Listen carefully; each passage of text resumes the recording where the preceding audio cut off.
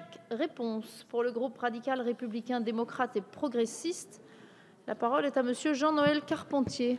Merci Madame la Présidente. Monsieur le Ministre, on a déjà eu l'occasion d'en discuter, mais TAFTA, CETA, TISA, l'accord Union européenne, Singapour, tout cela a la même logique, Monsieur le Ministre. C'est une logique ultralibérale qui vise à un libre-échange généralisé, à une marchandisation généralisée sans règles.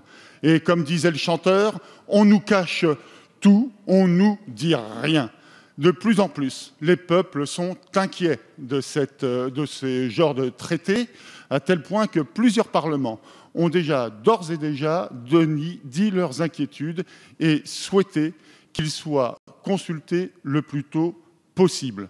Cette manière de faire, je crois, est légitime. On ne peut pas laisser les opinions publiques dans l'incertitude, comme l'a démontré encore le reportage hier soir à la télévision.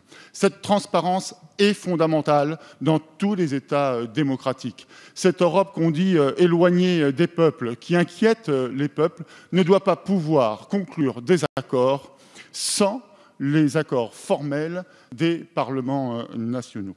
Alors, monsieur le ministre, ma question est simple. Comment vous allez demander à la Commission européenne, qui souhaite accélérer les discussions et la mise en place des accords, comment vous allez demander formellement que notre Parlement soit consulté le plus tôt possible, et y compris avant la mise en place provisoire de certaines dispositions? Je crois qu'il faut la clarté totale pour le peuple. Je vous remercie. Merci, monsieur le député. Monsieur le ministre, vous avez la parole. Merci Madame la Présidente, Mesdames et Messieurs les députés. Monsieur le député Jean-Noël Carpentier, votre question porte sur deux points essentiels. L'un est la transparence et l'autre est ce que l'on appelle la mixité des accords de commerce. C'est donc la question de savoir si les parlements nationaux seront ou non consultés en plus du Parlement européen. Sur la transparence, vous le savez, la position du gouvernement, et le secrétaire d'État au commerce extérieur, Matthias Fekl, a eu l'occasion de s'exprimer à de nombreuses reprises devant l'Assemblée sur ce point. La position est la transparence totale. Et nous avons donc commencé par demander à la Commission européenne que le mandat de négociation pour le TTIP comme pour le TISA puisse être rendu public et que les parlementaires, mais tous les observateurs, puissent avoir accès à ce mandat de négociation donné à la Commission européenne pour négocier au nom des 28 États membres.